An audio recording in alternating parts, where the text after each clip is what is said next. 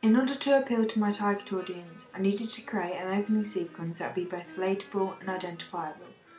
To do this, whilst constructing the narrative, I created characters, researched locations, and carefully thought out events and actions to take place in my sequence that were appropriate for my audience to consume as my final media product. When we first see the character opening the fridge in his pyjamas, the audience are immediately able to relate.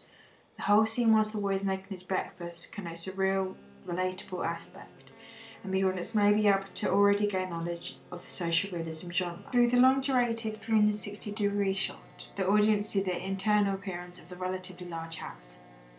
Identifiable to the individual audience member or not, we are able to see that the main character is relatively middle class, therefore can identify him with other people.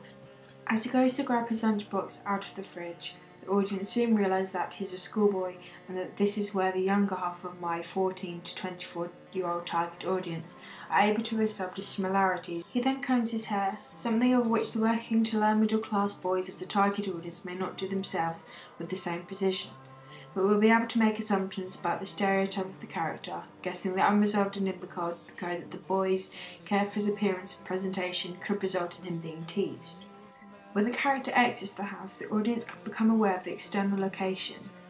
Many members of my target audience may live in similar areas or allocated the type of living location to someone of middle class. After then seeing the grittier location and the suggestive title of the film, the audience are then able to make assumptions about the character's relationship with other areas.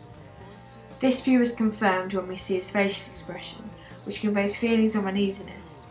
The musical lyrics of It's All Around You also help the audience to understand that the boy is not in a location he is familiar with. The boy then continues to walk around the housing estate, seemingly concerned, until he comes to the entrance of a school, of which the audience are able to confirm the answers of the unresolved enigma code.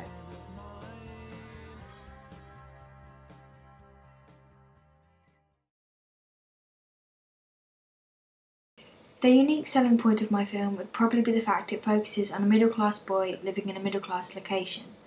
This is unlike any other films of the social realism genre such as Kidulthood and This Is England, where characters are seen as working class and somewhat deviant.